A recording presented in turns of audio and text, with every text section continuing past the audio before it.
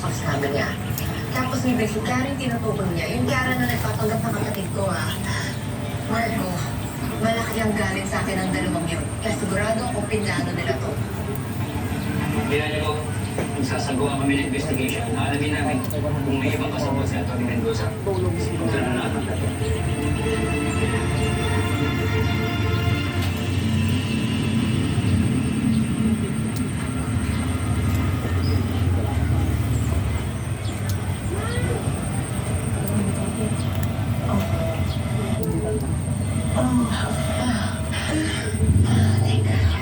Teka na.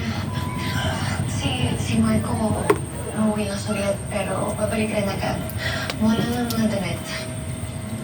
Bakit ako nandito? Hindi mo maalala, Ma, yung nangyari sa'yo?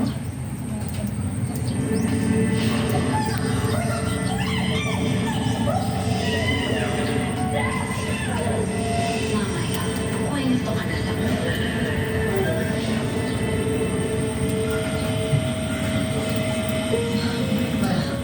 Ma, don't worry, you're safe na.